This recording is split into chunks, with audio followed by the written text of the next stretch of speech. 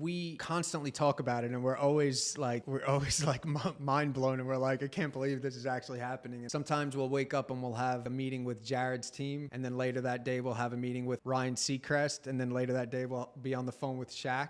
And it's all happening in one day. Just last year, I was like strictly like local, and I was just working with local people, and which is awesome too. But it's definitely a trip, dude. And it's like, I don't know where it's going, but if it continues to go in this direction, I don't know who I'm going to be. We're going to work with Vladimir Putin one day. I don't know.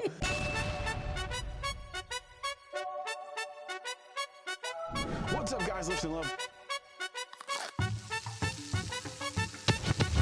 Lift and Love here. Where did you pull this question from?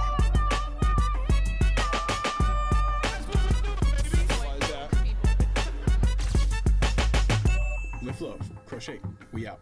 What's up, guys, and welcome back to the Lifting Love podcast. You are awesome. And if you haven't, hit that subscribe button right now. It's on one of the...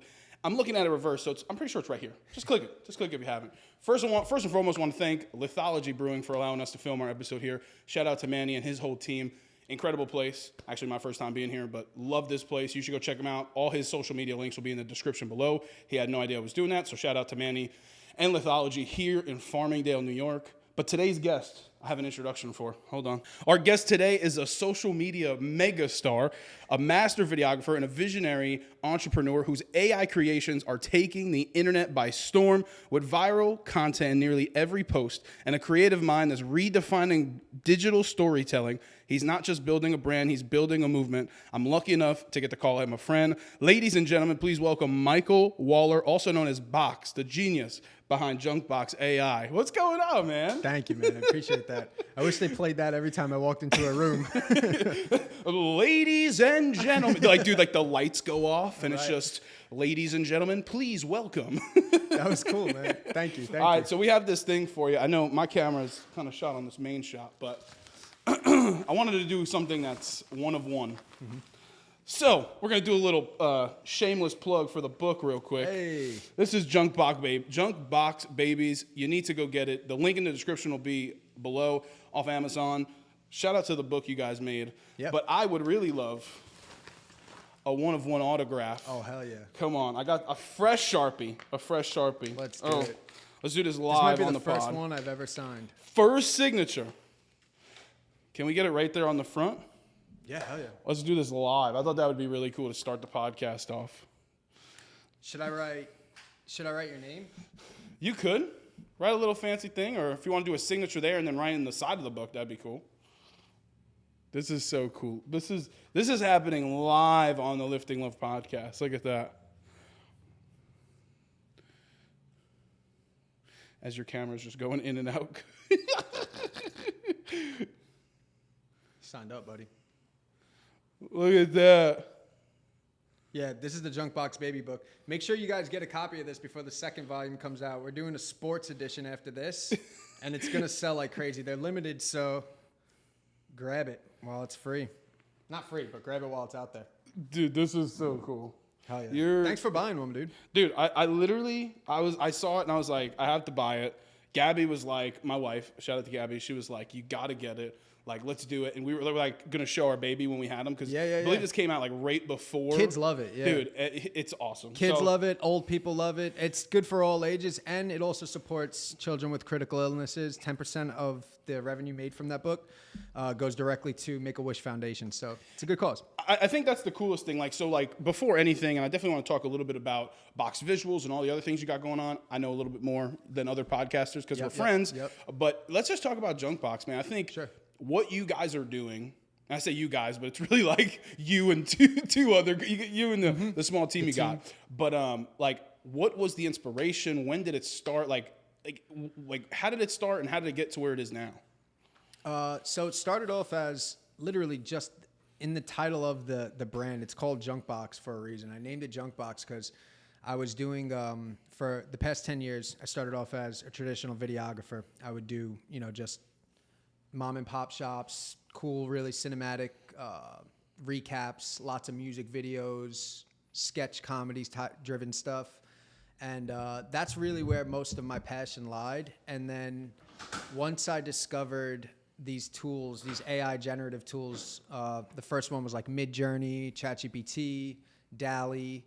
I started generating images, and I got addicted to it. And I was like, my photo album inside my phone was just filling up with all this generative content that I wasn't putting anywhere because it just didn't fit on my traditional portfolio. Yeah. So I made a page called JunkBox Ai to serve as literally just a junk box. Like, you know, like you have a junk drawer in your house where it's just filled with random stuff. Yeah. That's what the junk box was. It was just a page where I can put all my, what I considered junk at the time. You know what I mean? It was like, this doesn't fit in my portfolio. I don't know if anybody wants to see it. I don't want to just throw it away or keep it in my phone, in my photo album. So let me just make a page where I can just have it live on the internet. Created the JunkBox account and started uploading stuff like on the regular, just to get it out of my phone and not have to throw it away. And that's pretty much how it started. And then it just snowballed into what it is today. But through a lot, obviously, repetition. Once it started catching on, that's when I started saying, like, okay, let me actually put some actual energy into this. So at first, it was literally just you were messing around, having fun, kind of the stuff that you didn't want to show on Box Visuals. Exactly. Because for those of you who don't know, Box Visuals, it means incredible videographer. So like literally just, hey, these are just things that I'm passionate about. These are just things I'm having fun. I remember the first post. I was there since day one. It was like the clock, and it was like the black and white. Is that not the first post? It was an image, right? No, like the of JunkBox Ai. It was like the video of like you going through. Oh yeah, that was like, the first. And then it was like the Ronald McDonald one. Yeah, it was yeah, like yeah. all black and white and spooky. No, those weren't the first. Those weren't the first. Those weren't the first. No, you're thinking of. I made another page. It was called Junk Bites. Oh, dude. That was about 2 years into. That was about a year into JunkBox. I started coming up with other things that didn't really fit on the JunkBox page. I was like, let me make another page. But it all kind of came back to just everything goes into JunkBox now. I had a couple other ideas because like my first idea is like surprisingly did really well. So I was like, oh, let's see if we could do this again. And I think I bit off a little too much more than I can chew when I started making those other accounts. And then I realized, now let me just focus all my energy into this. So now it's all kind of sectioned into one. But why surprisingly? Like, did you really have no thought of this going any further than just being a fun Instagram page for you to post things on? Yeah, when I first started doing it, it was kind of the beginning of like that tech was just kind of coming out. Those models were just being discovered. Or there was like, I kind of had like early access to all of it because nobody was really interested in it. And so no, I didn't think anything of it because I didn't know how big AI was going to be when I first started. It wasn't popular when I first started doing it. It was like, it was a niche thing that I remember I was watching Joe Rogan one day and I was on his Instagram and he put up a post. It was like mankind through the years. And it was like, it started off as a caveman and then it like morphed into like, you know, like Renaissance, then like everything that comes after that up into modern man today. And then it kept morphing into this like futuristic version of man all the way like up into something that you couldn't even recognize anymore. And I was like, whoa, that's incredible. And that was the first thing that I seen about it. And then I went on this, like, I went down this rabbit hole trying to discover just trying to find out what that technique was called or what tools they use. And there wasn't even a word for it. Like, I didn't even know the vocabulary of what I was searching. I was on Google and Reddit every night typing in glitchy time-lapse mankind videos and like every variation of what it could possibly be called. I was every night just trying to figure it out so I can find a tutorial to learn how to do it. And there was nothing. It wasn't that I was typing in the wrong stuff. There was just nothing out there. You know, there was no good information to teach you it. And you know, you look long enough, eventually you start finding things and eventually learn that it's actually called diffusion. Stable Diffusion was the program that they were used to make that animation. And then once I discovered Stable Diffusion, it was kind of like discovering the gimbal when I first started doing video. And it's like, okay, now I know what it is, and now I can obsess over it. You know what I mean? So what was it like in the beginning? Was it like, obviously a lot when you start something new, it's hard, but was it like hard to get, but once you got it, it was just like you were breezing through the content? Like, take us through the beginning of it. Yeah, well, I started off, actually I wasn't even doing video animations in the beginning. I was only doing images. So I was making random images of like fruit with teeth, like this killer fruit. Like, I remember I was doing these campaigns of like apples and bananas with like teeth and and like scary eyes and stuff. And even that stuff, it was just for me. It was like, it was cool. It was just for me. Once I discovered how to create generative video from the images, that's when the obsession really started like kicking in, because I'm more of a video guy than I ever was like an image guy or a photo guy or anything like that.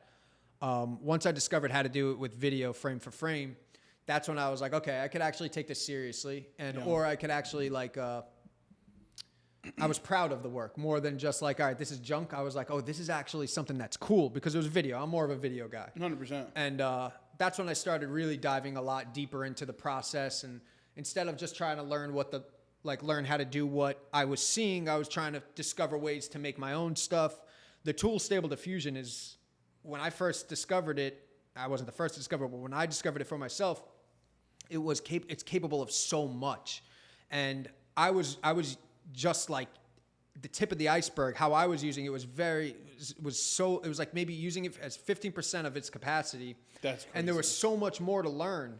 So like crazy. it was almost inevitable that you kind of like, you just keep diving deeper and deeper and you learn more layers. And then when you jump on something so early in its timeline, you get to experience the growth of it as well. So like, as I'm learning new things, the technology and the software is becoming more powerful, and you can do more with it. So it's like, I might learn how to use Stable Diffusion today where I'm using it as maximum capacity, and then tomorrow there's a whole new version of it or a whole new program out there that allows you to do even more. So it's like, it's just like every day, it's like, Jesus Christ, it's like how much more stuff and it's still happening today. Like you can see it today. There's still stuff coming out that it's crazy. So I'm constantly just going back to day one and like restarting and relearning.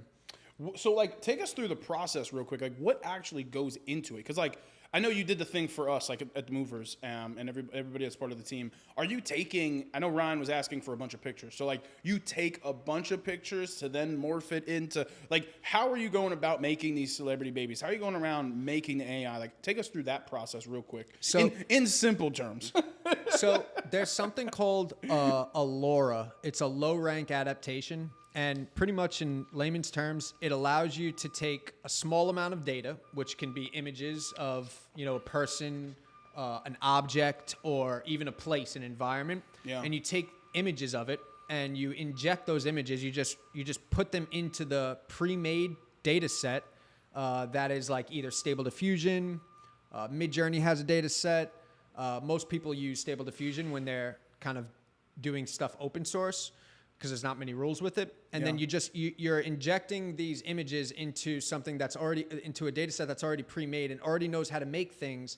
You're injecting specific data into that data set so it can now learn how to make a specific thing. So like, where the data set can already make a baby, I inject pictures of myself and now I can make a baby version of myself. You know what I'm saying? So you're retraining an AI model to learn something new. So like, that's pretty much the lifeblood of all the animations that I make, is just you're training a model. So you're just training something to reproduce something. You know what I mean? And you always start on a blank canvas, or do you have like preset things, or is it just literally like, I mean, because at this point it's an art form, right? Yeah. It is a piece of art. Mm-hmm. So like, is it like every time truly just a blank canvas, or do you have like preset stuff? Now you're starting with, you create the data set. Before the data set, there's nothing. You're creating your data set, and then you could use your data set however you want. So like, that's awesome. Now I have a data set of almost every celebrity in the world. That's like literally, or every important celebrity that you could find on Google. I have a data set for, and now I can like kind of pull that out whenever I want and make a new something with Jared Leto, a new something with Keanu Reeves, or whatever I want that day. So I have this list right here. These are just some of the celebrities that you work with. And I just want to genuinely hear your reaction. You've worked with characters of TV shows that we all know and love as Friends, Seinfeld, Breaking Bad, The George Lopez Show, celebrities like Adam Sandler, Jared Leto, Eminem, Shaq. You've done a couple collaborations with Shaq. Martin Lawrence, Elon Musk, Donald Trump, Will Ferrell, and Will Smith. And that is just to name a few. That was me just scrolling like 2 or 3 times back. How, in all that you're doing, like, does it seem real? No, dude. Honestly, every day, me and my partner Ryan Costello from the Movers is a big part of the JunkBox brand. we constantly talk about it, and we're always like mind blown, and we're like, I can't believe this is actually happening. And like sometimes we'll wake up and we'll have like a meeting with Jared's team, and then later that day we'll have a meeting with like Ryan Seacrest, and then later that day we'll be on the phone with Shaq, and it's all happening in one day. And it's like, and just last year I was strictly like local, and I was just working with local people, and which is awesome too, but it's definitely a trip, dude. And it's like, and I don't know where it's going, but if it continues to go in this direction, I don't know who I'm going to be. We're going to work with Vladimir Putin one day. I don't know. So, like, is it like, take us through that process? Like, a team reaches out. Are you actually talking to the celebrity, or are you just talking most of the time to their team? Sometimes, like, Shaq is, it depends on the celebrity. Like, Shaq is really cool person. Shaq was like one of the first ones to find my art and then reach out to me personally. Started off in like the DMs, and then he gave me his number. We started texting, and now like we talk like maybe once or twice a week. That's insane. Jared Leto is another one who's like really cool, and like some people talk through their team, and some celebrities will talk to you directly. But it's really half and half. The ones that I do get to talk to personally, I'm like starstruck every time. Like I had a Zoom with Jared Leto once, and he jumped in the Zoom. I was on with his management, and then they're like, "All right, Jared should be in any minute." He jumped in, and like the whole time I'm like rehearsing in my head how I'm gonna like kind of like my first words. And he came in, and just for some reason my hand goes up, and I go, "Jared Leto, what's going on?" And my hand is up, and I'm like, "Why is my hand up right now?" I'm like, I'm a kid in class. But I still fan out like crazy, dude. just, hey man, how are you? And go ahead. the ones that you don't get to talk to, it's cool enough. Even just seeing them appreciate the work, and just putting it on their page is for me and is more than enough. Even if like, because I understand a lot of these people have so much going on, and like for them to get on the phone with me is probably take something out of their day. So it's like I never mind just kind of just getting past, you know, the correspondence and getting straight to the work till we get to that finish line. And then the collaboration is really where I find my like reward, I guess, when I get to see it up on my page and their page, and all my friends and family get to see like Will Smith posting something that I created.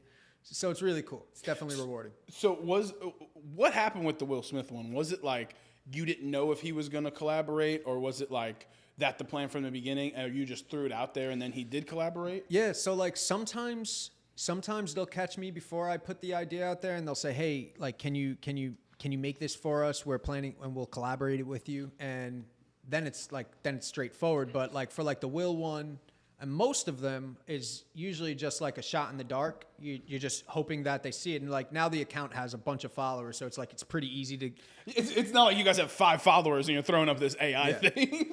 So with a bunch of followers, it's a lot easier to get in front of the people you want to get in front of. So it's like if I do something and it's cool, and I hit the collaboration button, like I request to see if the celebrity will collab, I would say like 6 times out of 10, they usually collaborate on it. So Will Smith's collaboration post was a shot in the dark. Was a complete shot in the dark, yeah. That was like and that was the 3rd one I did for Will. Like I did one maybe 2 years ago. I tried collaborating when it didn't work. I did another one, tried collaborating, it didn't work. And then I did another one, collaborating, and it worked.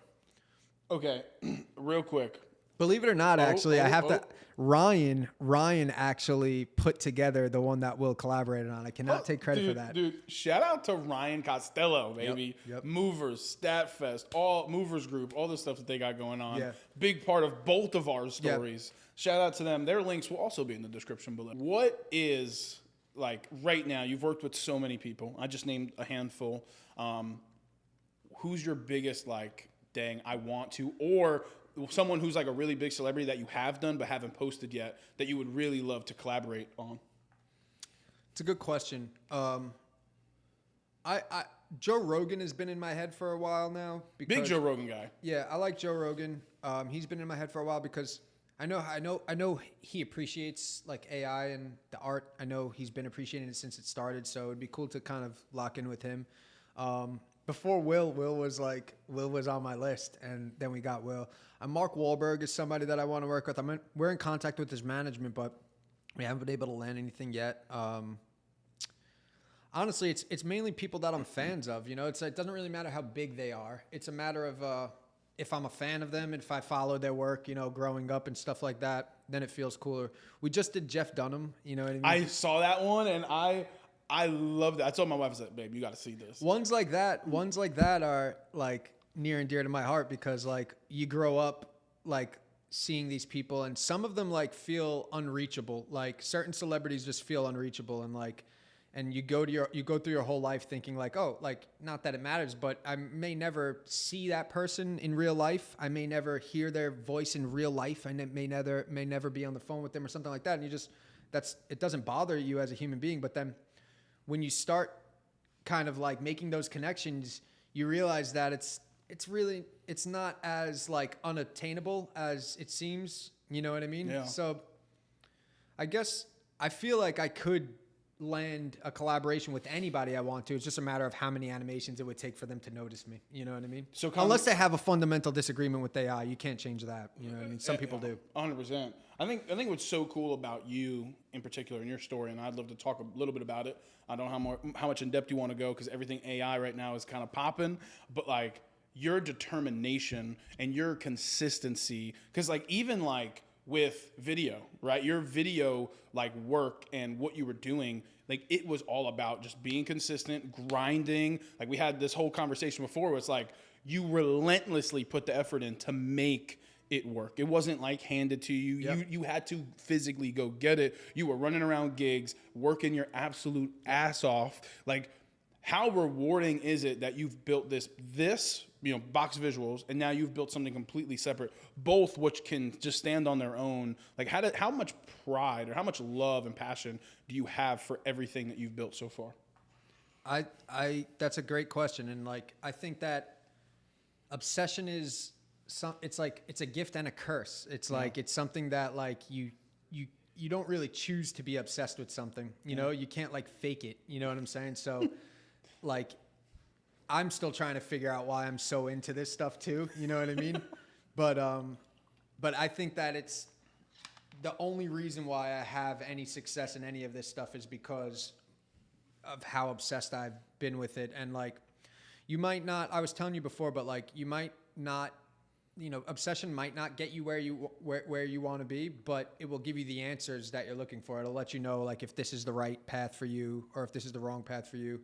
And, you know, if you throw enough shit at the wall, eventually it's going to stick. You know what I mean? So it's literally one of my favorite sayings in the world because like something's going to work. And me and Ryan had the conversation 2 weeks ago, and he was like, I can't believe the thing that blew up was celebrity AI babies. Like in hindsight, it makes sense because AI's taken over and everything's AI. I mean, I use ChatGPT more than Google nowadays. Sure. But like, when you think about it, it is kind of funny to say it out loud or explain it to people to be like, hey, like, and not only like all the stuff that's happening, but like for you specifically, it's like you are a very, very good videographer. Like Thank you. You are someone who people pay lots of money to come and shoot, whether it's events or whether it's stuff for their business. Like you're high quality. And it's like the thing that people are knowing you for now are these celebrity AI babies. It's kind of funny when you think about it. It is. It's so crazy because like all the work you put in video and like you're going absolutely viral right now for AI babies. Like how does that make you feel? Like, and I'm sorry, I'm not trying to put it in a negative perspective. No. I'm totally thinking from a positive angle. Totally. It's so funny when you think about it.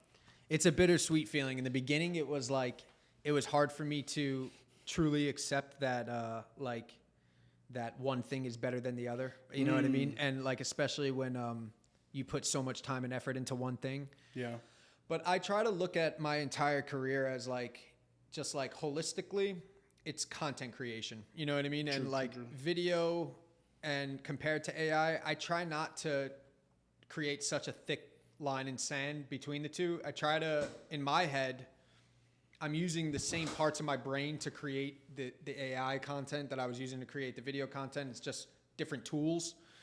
So like for me, I still get the same reward, you know, kind of internally.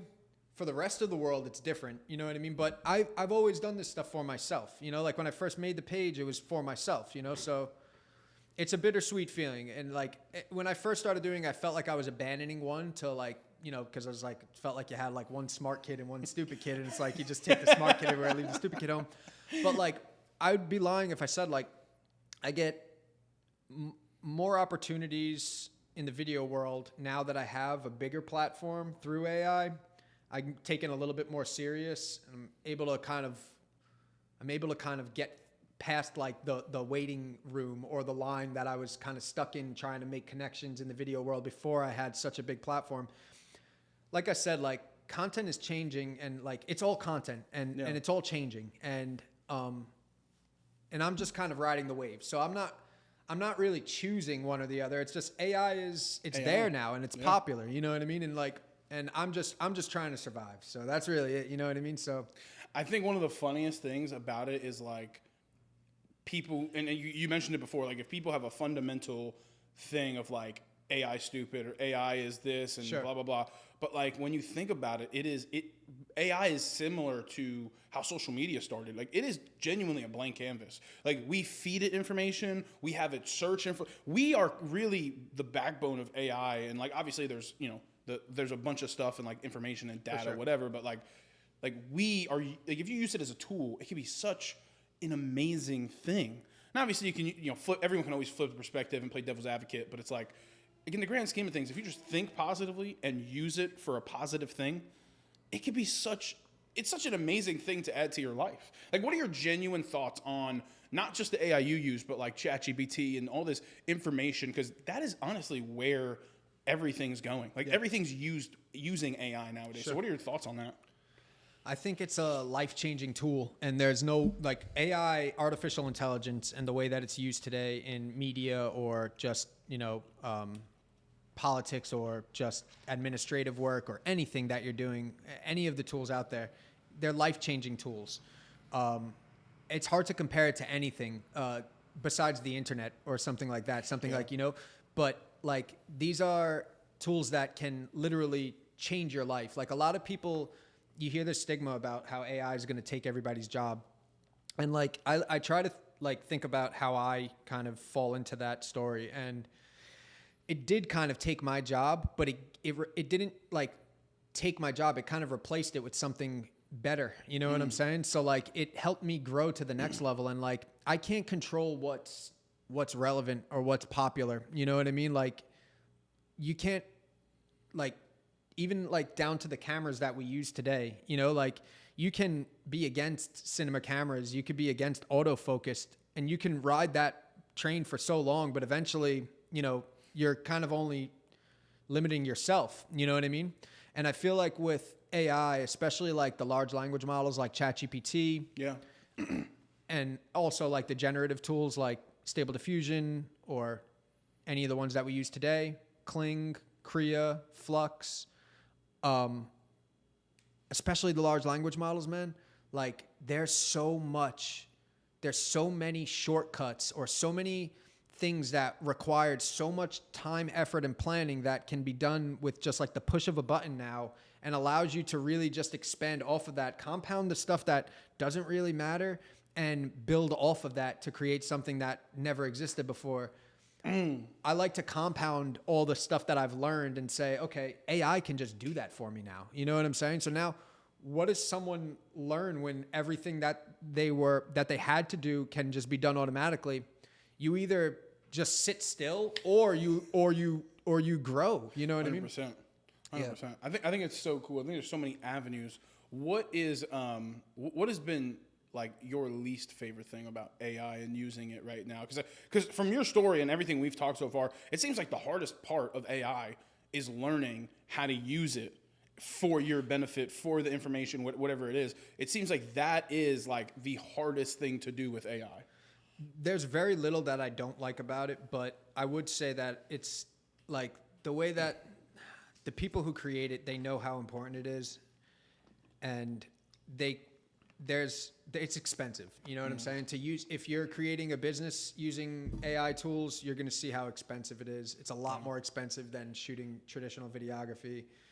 You're literally paying as you go, unless you have a supercomputer where you can, download all the models open source. But even those ones aren't as good as the ones that you pay for.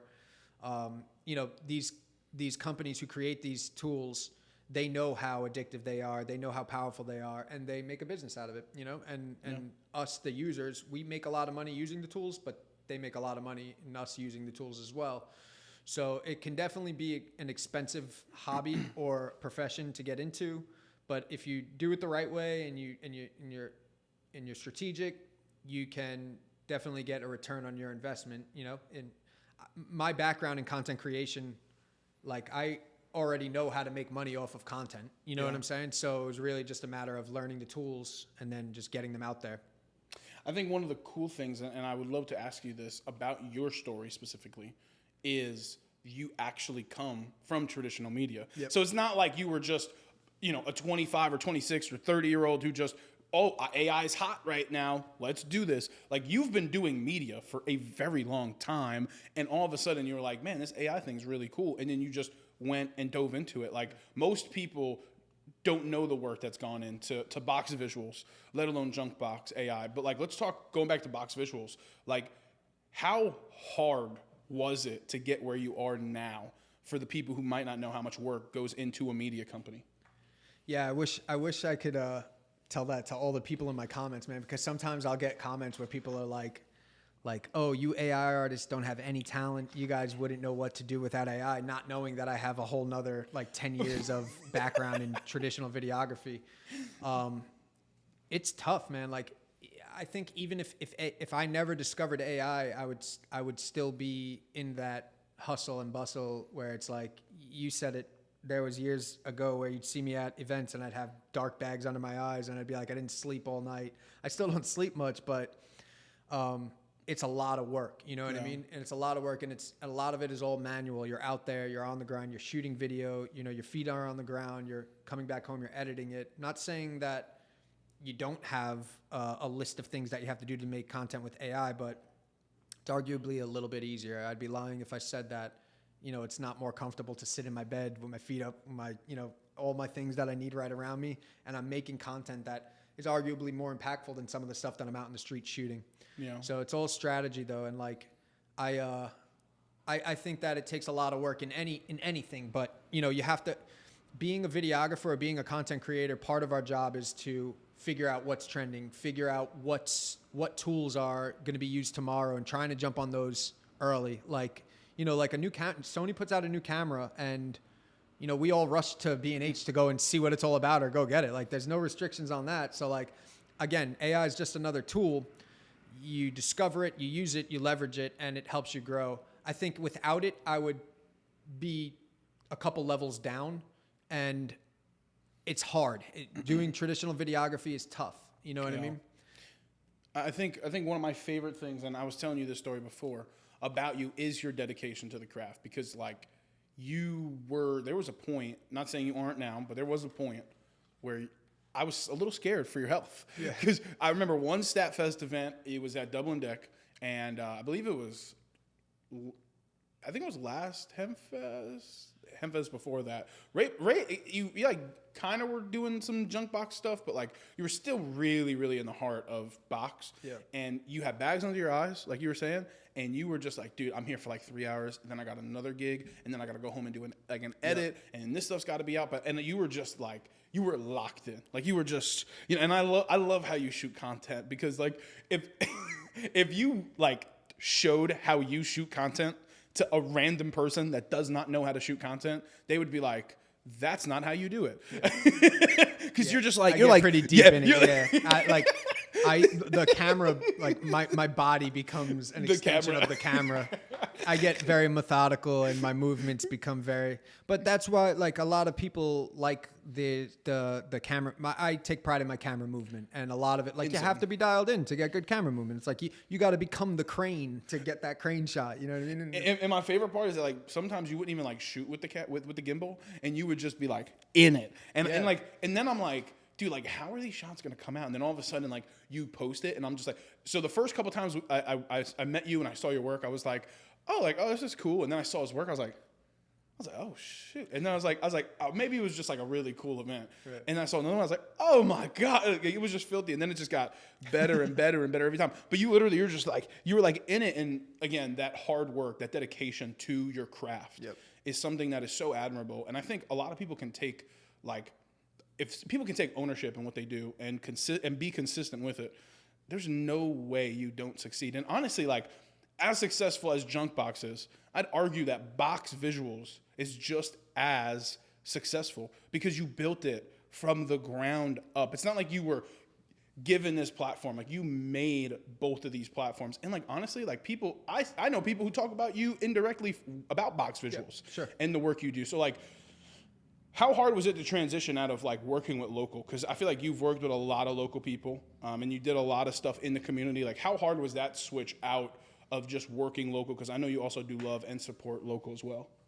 So, yeah, well, I still get a lot. My reward system is still definitely involved with doing traditional videography, local work, stuff like that. If I could work with celebrities in the traditional world, I would love to do that as well. But it's really just about the content, you know what I mean? And transitioning from one to the other it's still kind of happening. So I'm still kind of learning like what I like and what I don't like about it. But I think that for me, it's more of an inevitability. It's like something that has to happen rather than something that's like I said before, it's more for survival, honestly. Yeah. And again, like my job as a content creator, not just a videographer, a content creator is to adapt and to learn what is going to be popular tomorrow. So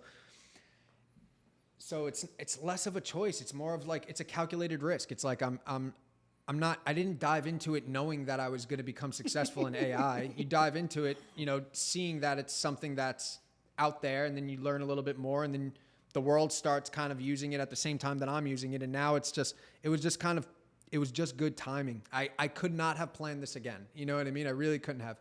I say that to myself, but maybe another tool comes out, and I ask myself, what am I good at? Am I good at videography, or am I good at figuring out what tool is going to be next up at bat, that people are going to be interested in? I don't know. I don't know what it is. I have to wait to see what the next thing is to see if I catch on to that. You know what I mean? So, and it's all a learning process. Like I'm just as brand new to this. A lot of people, like you said, only know me for my video work. Still to this day, people still don't know of my AI stuff. The world does. Like there's like a whole world that knows of me only for AI that has no idea that I've done any video work. And then there's a whole world of, there's a smaller part of people that I've like grew up working with, or, started my career with that don't really understand or still don't really even know where I'm going with the AI stuff. So I wear both hats very well. You know what I mean? And I'm also just kind of taking things as they come. Right now, I have a lot of demand for AI stuff just because of how popular it is in society. And so I'm leaning into that a little bit. Still, with respect to my traditional videography career, I still go out and I shoot. I just do things that I want to do now. You know what I mean? I do think it's more based on the stuff that has meaning to me, and less about just doing stuff for a paycheck now, because I can make money doing the AI stuff, and I could kind of pick and choose the stuff that I want to do for video. That's awesome. Yeah. Now I think one of the words you said that really got my attention there was tool, and I feel like, and we had a private conversation, because every time I see you, you're like always giving me tips and tricks, because I do video and photo, and I love cameras just as much. Definitely not as much as you do, because you're like a camera connoisseur. You love cameras like it's unbelievable. But one of the things you did tell me when we talked was how you were so on to like the next piece of equipment that came out, and that one of the things you would do differently is kind of let things kind of settle down before you jumped into the next new camera. But like, do you think of it that way, of like all these things, like everything is just a tool, and if there's another tool that comes out in 5 years, 10 years from now, and you're able to use it, to monetize it, to have fun with it, even if it's a passion, do you kind of get that? Like, have you always been like that, like with the camera stuff, and then going into the technology, like you were talking about, like recognizing a tool, using that tool to the best of your ability? Like, when did that come into play? Yeah, totally. And by the way, Lenny, your growth has been insane from when we first started kind of talking about content creation, and you just kind of being a spectator of the work that I was doing, to getting your feet wet and now being where you are in the game is amazing. I appreciate that. Yeah. And your obsession it shows. Like, look at what you have now. You know what I mean? The fact that this came together like in 2 weeks' time. Like I was like, who do I know out there? I texted Ryan about seeing if you were available because I know you've been all over the place, and I didn't want to bother you with a text message. So I was like, I'm not going to text him. I'm going to text Ryan. No. And then I texted Manny. He said, yeah, use the space, whatever. And then like this just all came together in like 2 weeks. Like I couldn't have planned it better. Shout out to the movers. Shout out to you. Thank you so much for your time. I do appreciate the kind words. Going back to your question about, just discovering the next tool and using these things as tools and obsessing over the next tool and just making sure that you're, maximizing and like with cameras, I was always big on buying a camera and then, new cameras come out every quarter. You know what I mean? Literally. Every 3 months a new camera's coming out or a new tool is coming out. Yes, it's definitely important to understand what's out there and to be open to trying new things. But if you're constantly moving on to the next thing, then arguably you might not be, learning as much as you can with the current tool that's out there. And there's a lot to learn with, like I shot with an A7 III or an A7S, which is like a really old Sony camera. I shot with that for so long before. There was so many different versions of that camera before I finally upgraded.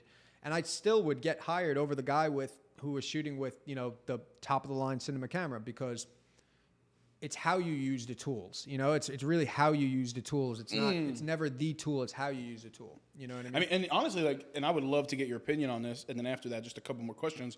But like, even the people who just use their cell phone, like there are people out there with the same phone that I have in my hand making cinematic content. Yeah. This little device that I'm holding. This little device, not the 2000 camera that's our main cam. This little device. What's your take on not only like cameras in general? Because I mean, this is unbelievable. The capacity to be able to shoot something like this in such a compact form. I mean, we're in maybe a little 10 by 10 space. Yep. Maybe to be able to do something like this, but like this, the cell phone, to be able to create and monetize and make good content off the phone. What is your take on cell phone and the camera technology in it? I have a huge take on that because a lot of people don't know this. I mean, maybe it got buried under all the work that I've done, but when I first started shooting, it was exclusively on a cell phone. That's so insane. I discovered my passion for videography. I became aware of it when the iPhone, I think it was the iPhone 7, when the first iPhone that had 120 frames per second, when you were able to shoot in slow motion on the iPhone, remember?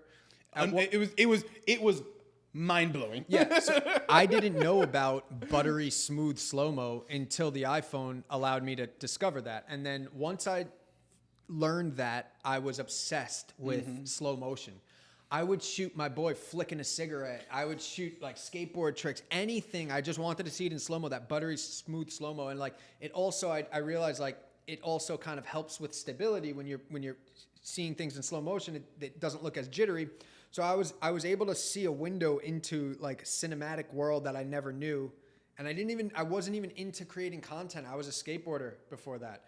And then the iPhone is what really like got me into learning that you can do this from just a device that's in your pocket. I went on to shoot 75. I was just shooting music videos at the time. I bought a little iPhone gimbal. It was like the Osmo, the first Osmo that ever came out. It was made by DJI. You put your phone on it and it's stable. People, they're very, very popular today. Insane. I love mine. When I first started using it, nobody even knew they existed. And I shot my first 75 music videos with that, all local music videos. And I made, that's how Box Visuals started. Maybe around the 35th video is when I came up with the name Box Visuals, came up with the logo, and then I was getting paid I was getting paid more than what the phone cost to go out and shoot the video with the phone. Dude, I would show up to some video shoots and they would get they'd be like, "Fuck, who did I hire? This guy has a cell phone." And I would literally have to be like, "Just trust me. Like, let me do this. Let me bring it back home and edit. You'll never know the difference." Got to the point where I eventually bought a camera. And one of the people that I was shooting videos for, he bought a camera and he was like, "Hey, I'll trade you this camera for 10 music videos shot on the iPhone." And I'm like, "Okay." So he gave me the camera and I had a camera. That was the A7S. I had the camera and I still wouldn't use it. I kept it in my bag and I would shoot. I shot another 50 videos with my cell phone before I actually pulled the camera out. It was one day when my cell phone died on a shoot, and I was like, fuck, I got to finish this shoot. So then I pulled out the camera, you know what I mean? And I was like, and that's when I first started using cameras, and I realized how cool those were and how much more powerful they were. Not how much more powerful they were, but I fell in love with using cameras and just like the moldability from being able to change a lens and having, being able to change the exposure value. Now you can do a lot of that with your cell phone, but early on, it was like you have a lot more. So main point is that if you had the iPhone 15 Pro Max when you were starting out, you'd be on lock. You would have I probably would have never switched. Probably would have never switched, honestly. Like, dude, knowing, like, honestly, having that background, like, I can be anywhere in the world, and I still do it to this day. I could be anywhere in the world with anybody in the world, and I can give you a banger piece of content. Just I could pull my phone out of my pocket, and I could give you something that, especially with today's phones, I could give you something that, like, sometimes I don't even shoot with my camera. Like, if I don't have enough time, I'll just pull my phone and I'll just shoot with my phone, because, like, there's no excuses. That's the thing. That's what iPhones did for us. Like, it created a world where it's like, if you can't create content, it's because you don't want to. You know what I mean? Everybody has a phone, unless, like, sorry to the people who aren't fortunate enough to be able to afford an iPhone. I'm not talking about those people, but if you have a phone and you have a brain, there's no excuses. You know what I mean? You can start a career. You can shoot the content on your phone. You can edit the content on your phone, and you can push the content out all from your phone. Your whole business can be inside the phone. You don't need a laptop. You don't need a camera. You can do it all from inside your phone. So it's like, if you really want it bad enough, just get out there and start.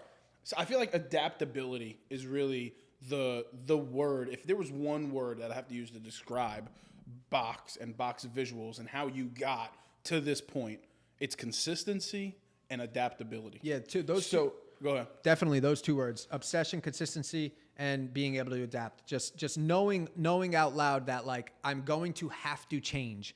I'm never going to be able to just do this for the rest of my life. Something will have to change if I want to grow. Growth requires change. It requires, like, you have to change to grow. So why not lean into that? Why not look for that? Why not, like, that should be a part of your search in success, should be looking for what am I not doing today that will make me a better person tomorrow? Or, like, not just in technology, in health and everything. You should constantly be looking for, what can I be doing better? What tools am I not using that could make me sharper, make me faster? You know what I mean? Like, why not? That's part of our job. And then once you do discover those tools, it's part of your job to tell other people about them too, to get, like, everybody says, like, oh, like, AI's, I see it in my comments all the time. People are so worried that I'm taking their job. You guys have access to these tools too. You know what I mean? Jump on it, learn them. You know what I mean? Take your own job, make your job, change your own job. I think, real quick before I ask my question, one of my favorite things about you, not only the fact that you are an incredible human being, and I could not think of anybody that I know who deserves this more than you. All the fame and all the accolades and all the stuff that's going to be coming your way.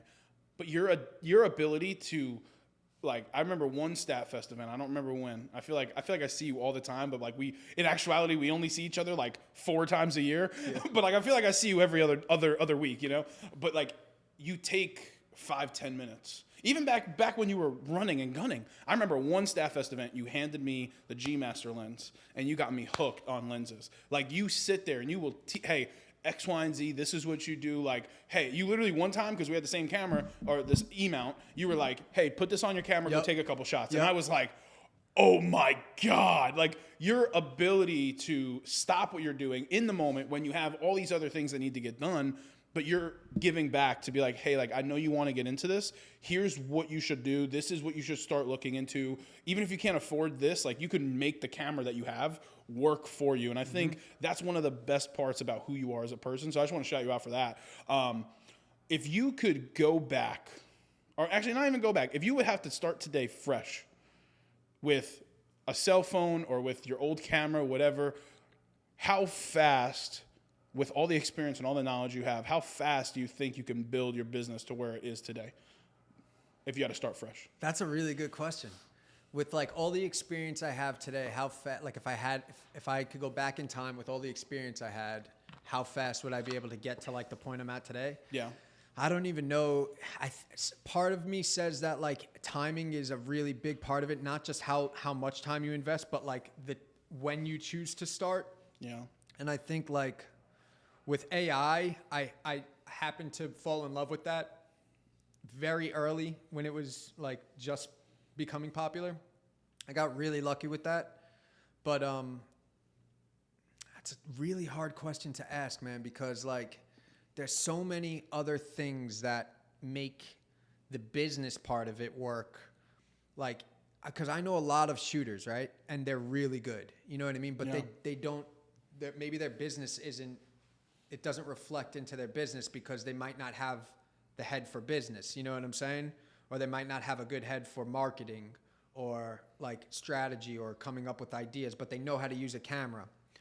So I think if I was to go back, it would probably happen a little bit faster because of my knowledge of the business of it now. I think I always had that like obsession with like just getting my shots to look perfect, and like it would happen a lot faster nowadays. A lot faster. Yeah, I'm trying to say one, but it would definitely happen a lot faster for sure. So last two things I got for you.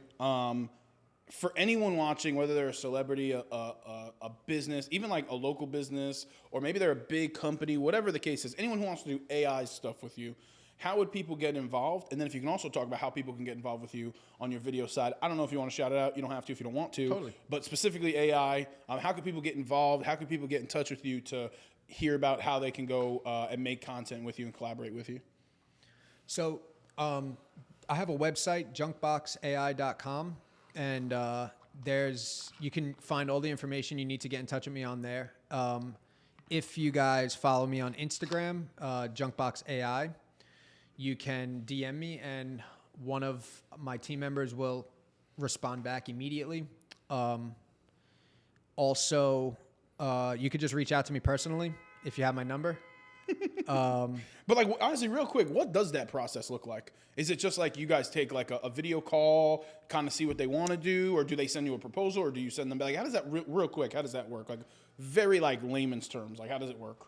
That's a better question for my managers. So like Ryan and Dylan are two. Shout out Dylan, love Dylan. Shout out Dylan, yeah. They, as I'm learning how to use the tools, they're learning how to kind of handle correspondence and like take meetings and stuff like that. And like, well, I will say this: the bigger the client, the more unusual the arrangements are to get something going. Like some of the bigger brands and businesses that we're in talks with right now, some of them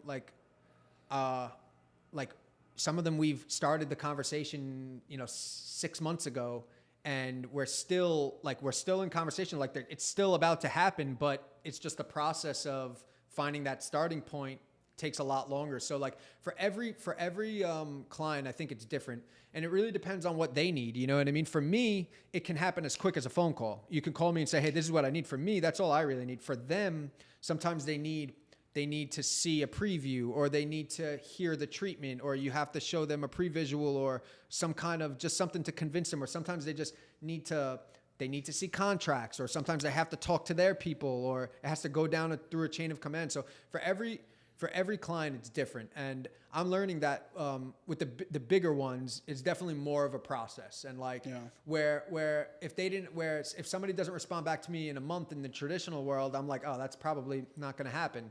Where this, like, it's like I'll start a conversation 4 months ago, and it's like they won't email back until like 2 months later. You know what I mean? And then I respond back, and then they don't talk back for another month. And it's like, and in my head, I'm like, oh, I lost them. But it's like, they're not going anywhere. It's just, that's just the process for some of these bigger brands. And I know I said last two before, but now actually last two, AI, everything AI. Where do you see AI going in the next 5 to 10 years? Like personally, in your own personal opinion, where do you see, not only with content, but just in everything, like where do you see AI going, and what do you think the ceiling for AI is? I don't know, man. It's like, it's almost like, so like where the ceiling is I don't think we can comprehend that, because we're not, me personally, I just know that I'm not smart enough. Like we don't have the ability to comprehend. It's almost like, and I don't want to sound stupid, but it's almost like supernatural, like what it could be capable of. and like with supercomputers and like a lot of what's going on, like look at the LLMs, the large language models like ChatGPT, and let that be an example of like where maybe the video or the photo generation process is going, because look how much those have grown over the past like year or two. And like it's more like it takes huge leaps forward. It doesn't like step forward like other things that we're used to. And with like artificial intelligence, it can compound what it already knows and then build off of that so much faster, like to the point where like AI was able to do with video games what we were able to do with video. What took us 50 years, AI can do that in a week. AI can learn and get to that point in creation in a week. You know what I'm saying? So like it's unimaginable where the ceiling is. I don't think we'll ever be able to understand. I personally don't think we'll ever be able to understand how far it can go, because it's beyond our mental capability. We can't keep up with a supercomputer. We just can't. Physically impossible. Our wires don't fire off fast enough 100%. To be able to understand that. Where I see it going in the next 5 years, that's a little more predictable. But I would say, if you asked me this last year, I would say it's not taking over Hollywood. You're not going to see a movie made just with AI. It's never going to be able to get talking. It's never going to be able to. You're never going to be able to direct an AI movie and I'm starting to. My thoughts and views are starting to change, man. Like Google just put out a new model called VEO3, and you could literally type in a prompt. No training. You don't have to put anything into it. No data. No nothing. You type in a prompt. You tell it what you want to see and what you want it to say, and then a fucking movie clip comes out, and it's perfect, bro. And it's perfect, and it's like, and I did some brain rot stuff just to see the limits of where it can go, and it's like, and there was nothing that I couldn't create, and it's like, it gives me the chills thinking about it, man. But like, I think in 5 years from now, you'll be able to type in less than 5 years, definitely less than 5 years. I think probably by the end of this year, you'll be able to fully flesh out an entire movie with dialogue, actions, consistency, and characters. And you'll be able to direct a movie how you would in the traditional sense just by typing to a computer. And all the work will be done. That's insane. And it's going to go from just texting text to the finished product. You know what I'm saying? And like stuff you genuinely, even that, you just can't comprehend. Yeah. We were just talking here before with our good friend Eric, that we made in the last. We were talking about. Shout out Eric, yo. Shout out Eric. He'll probably never see this, but we love you, Eric. We made a new friend today while we were just sitting here waiting for him to do what he was doing, and we were just talking about AI like in basic terms, and he was like, "I have no clue what you guys are saying." He was like, "Are you guys talking about a video game?" And we're talking about all these different things AI related, and like. To the average person, it doesn't make any sense. Well, dude, like even to somebody in the space, how fast it's grown, it doesn't make sense. Think about, like, ask yourself, like 5 years ago or a year ago, did you think that what's capable today with AI would be possible? Like, nobody could have predicted ChatGPT. Bro, nobody knew that was coming. You know what I mean? Nobody knew you could type in a word and get an image. Nobody, like, when people started, like, when that started coming around, it was like your brain just it doesn't make sense on this planet, and then it just does. And now it's a way of life. Now people don't use Google; they use ChatGPT. Bro, you know? Literally, I'm gonna show you something. If I don't even think it's gonna pick it up. But this is my ChatGPT log. You ready? Damn. And it keeps going. Oh wait, hold up. It keeps going. You haven't hit the memory capacity yet? No, dude. I pay $20 a month. Yeah. It is the greatest thing ever. 100%. I use it more than Google, and I was using Google a lot, but I use it more than Google. I use it more than Siri. I use it more than everything. And I tell people this. This is my take on AI, especially just ChatGPT, because that's really all I know. I don't really dabble in the stuff you do. I would love to maybe mess around with it, but like, it is a tool. It is a resource. And it's just like social media. Like people are like, oh, but like social media is such a negative place. Social media is a blank canvas that we put content on. Like we put the content on there. So how can it be good or bad? If it's bad, it's because of us. If it's good, it's because of us. But like AI, it's like you could do so much. And honestly, AI has helped me with the minute stuff. Like, hey, make me sound more professional on this email. Sure. Hey, you know, I'm in a confrontation. I have a debate right now over an idea. Like, this is what I'm thinking. Make it better. Or like, hell, like we're about to change from Lifting Love, like just Lifting Love Reacts, to the Lifting Love Network. So think like MTV. Like, there's multiple different shows on there. Yeah. So I want to work on like the Barstool model of having multiple podcasts. I want a show on there. Dude, I would 100%. Yes. I'll do all the posting. I'll do all the all you have to do is record it and send it to me, and I got you. But and I literally was just typing one day because I had this idea, but I couldn't articulate it, and I put it in. Lifting Love Network was born. It's unbelievable. I just want to give a message to my fellow content creators out there, or people who are interested in getting into it. I'm going to look into the camera for this one. Oh. I beg you guys, like, even if you have a fundamental disagreement with AI, like, do it behind closed doors. You don't have to tell anybody. You know, you're not going, like, if you're the anti-AI guy, you can still be that person in real life to all your associates or people you work with, but just try something. Like, at the bare minimum, download ChatGPT and ask it some questions. Try to find a way to create one shortcut in your life using AI, whether you're using Opus Clips, whether you're using ChatGPT to help you professionalize some emails, or just to help you structure out your day. Like, and I say that not because like I want you to experience the joy that I experienced from using it, but it's really a matter of survival. And like, these are the tools of the future. These are the tools that are shaping what, you know, all the businesses, every business is going to be using AI. If they're not already, every business is on their way to doing that. Literally. And if you don't learn it, they're going to hire somebody who, AI is not going to take your job.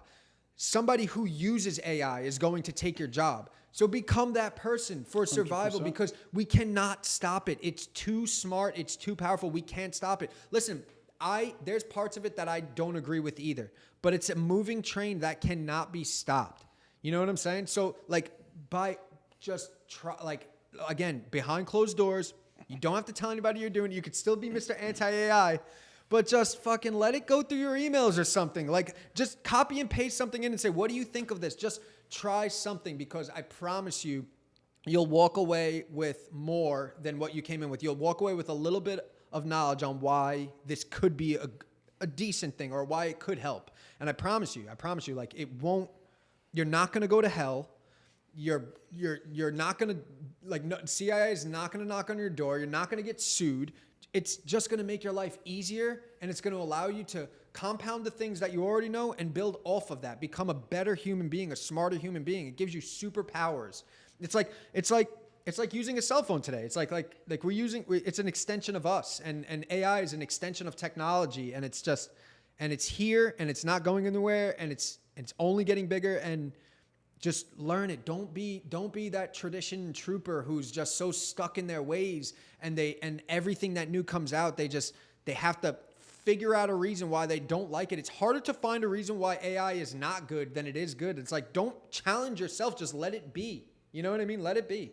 Learn it, because we have to survive. You know what I mean? Just learn it. That's it. And then absolute last thing, this could be non-AI related. So for every guest we ask at the end of the podcast, for someone watching this, what is the best piece of life advice that you can give them? And it doesn't have to be AI related. You have a wide array of things that you have background on. But for someone watching this right now, what is the best piece of life advice that you can give to someone watching? I think it's probably the best piece of life advice I could give somebody would be, you know what you love to do. You know what it is that you love, right? Go all in on what it is that you love. Like, don't apply to a job if you don't love that job. You know, because you're going to grow the fastest by doing things that you're passionate about. And if you can figure out a way, even starting at the very bottom, to put yourself in an occupation or a business or a situation where it revolves around something you love. Like for me, I love creating content. I love it. If I wasn't getting paid, if I worked at King Cullen on my weekends, I would shoot video for free if nobody was paying me to do it. I love it. So I'll never have a lack of energy to do it like I would if I worked at, a bar or something that I wasn't passionate about. I would eventually get sick of it. My body fights me to go to sleep because I want to stay up and learn more because I'm so obsessed with it. It's like being obsessed. It's like when a new show comes out and you want to binge it, and you have to watch it till the end. Right. Even you could be tired, you could be like, but you're still gonna stay up and just keep watching it because you're obsessed with it, right? Like, find something in life that gives you that same feeling, and then go all in on it, and just try to make that your business, because you'll grow faster in that than you do anything else. No matter, it could be the top paying job. If you're revolving your work around something you love, it's not work. You know what I mean? It really isn't. And that's what life's, they call it a living because you're doing it your whole life. So find something that you love. You know what I mean? Find something that you love, because if you don't, 20 years later, you'll have all the money in the world, but you're like, I didn't love any of it. You know what I mean? And it's just so, as the rewards come in from doing something you love, it feels that much better. And you get this feeling of security, and it's like, I'm good. Like, I'm good. I'm doing the thing I love. You know what I mean? So that's really what it's about. Find your passion and just obsess over it and just fall in love with it no matter what. Even if it's at the very bottom, you're not making $1. If it just start now and just grow. It has to start somewhere, So just start with the thing you love. I genuinely can't thank you enough for your time. Not only you being a friend of mine is this awesome. I can't even put into words how excited I am for your growth and all the stuff that you are doing currently, are going to do in the future, and all the stuff that you've done in the past. You're just an incredible human being, and I genuinely couldn't think of a better person to get all this recognition, to do all this crazy stuff. Like, every time I see a post come out, like, my heart is just so, I'm just so proud of you. So, like, continue to do what you're doing. I'm so happy I get to call you a friend. I'm going to see you probably 4 other times this year, and it'll still feel like only a couple, still feel like every other week, right? Yep. But seriously, guys, first off, JunkBox Ai, go follow them on all social media platforms. Oh, real quick, before I do my last promos, where can people find you and follow you on social media, real quick? You can find me at Box Visuals, BoxVisuals, on Instagram, YouTube, and TikTok. And you can also find me at JunkBox Ai on Instagram, JunkBox Ai on Instagram, TikTok, YouTube, and my website, JunkBox Ai. Well, listen, whether you're a big celebrity watching this, because I know all the celebrities watch this, or you're someone who's local, give them a shout. I'm sure they can make something happen to where they can get some AI in the local community as well. But whoever you are, if you want some junk, if you want some junk, if you want some junk, he's got it. Okay, it's in the box. But seriously, whether you want cinematic videography, which she's incredible at, and you should just go check out that page alone. And then if you want to see more JunkBox AI, go follow all the social media links. Will be in the description below. Also, this will be in the description below. JunkBox babies, one of one signature right here. I got it. You don't. Maybe we could do a surprise giveaway with a different copy. But seriously, guys, go follow him. Everything he's doing. Thank you so much for your time. And until next time, hit that subscribe button. But most importantly, guys, lift love, crush hate. Just like that, we out.